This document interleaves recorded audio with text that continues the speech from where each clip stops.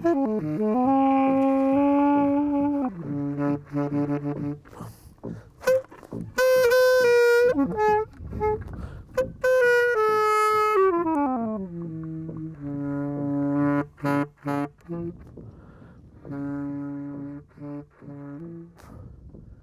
earliest musical memory is kind of a nightmare I had. As a kid, I was really scared. I got out of bed in my New York City apartment where my family was living then. I was really scared, but I heard this pulsing sound that's not all that different from this, like da, da, da, da, da, da. It really scared me. I was like 2, 3, and I was running to my parents' room, like, what is this? And it's interesting that that earliest sound is a little bit like these underwater pond sounds. Though at the time I didn't think of it as music, I was just scared. My name is David Rothenberg. I'm an interspecies musician, play music with all kinds of animals and plants making sounds. I'm a professor of philosophy and music at the New Jersey Institute of Technology. Somehow they've let me do this for like more than 30 years and they haven't kicked me out. Here we are at John Allen Pond, Fahnestock State Park in Putnam County, New York. Listening to some sounds in this pond that most people don't know exist. This is a speaker that has sound coming from an underwater microphone called a hydrophone. It's kind of like a contact microphone. It's insulated, has some electronics, it's waterproof, and then it's on this long cable. And what we're listening to are the sounds of the water boatman. And this is a little underwater bug, looks like it's rowing, so it's called a boatman. They can sometimes make a sound as loud as a whale. Right on cue, he begins. They're vibrating their penises against their body. So it's a kind of innovation that crickets haven't figured out. They've used their legs and wings. How do we get to listen to this? Well, I'll show you the whole system.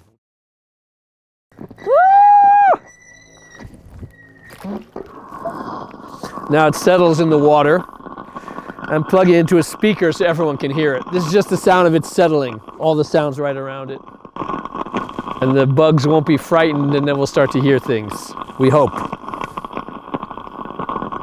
We're lucky today, as soon as we stuck it in the water before, we heard things. There we go. A little bit further away, but they're there.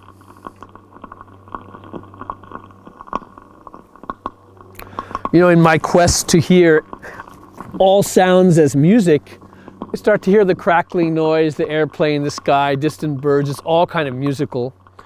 And although I usually play clarinet and wind instruments, I got interested in playing like electronic sounds together with this to create like, open up my sense of what music could be. I like playing iPad instruments because they're so abstract.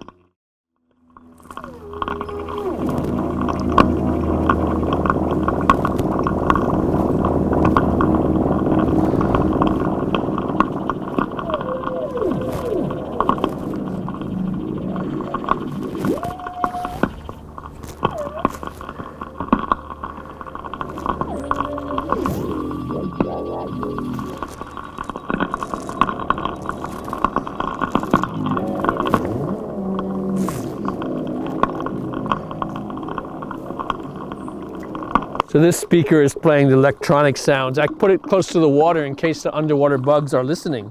Sometimes they are. They're coming. Sure, there are plenty of people who just think this is some crazy noise, but you know, look at the kind of things we like to listen to. Guitars through weird distortion and like strange electronic sounds. You know, we're used, 21st century, we're used to hearing all kinds of sounds as music. This is actually not so strange. You can find music with the strangest mixture of sounds. Like there's nothing that, to me, says the music has to have a 4/4 beat or a regular pulse or groove or any of the stuff that people like. Like, why can't you find rhythm in this kind of stuff? You can dance to these kinds of sounds. You don't need the boom, boom, boom kind of beat. You don't need chords that we're used to. Look how so much you know human music has just a few chords.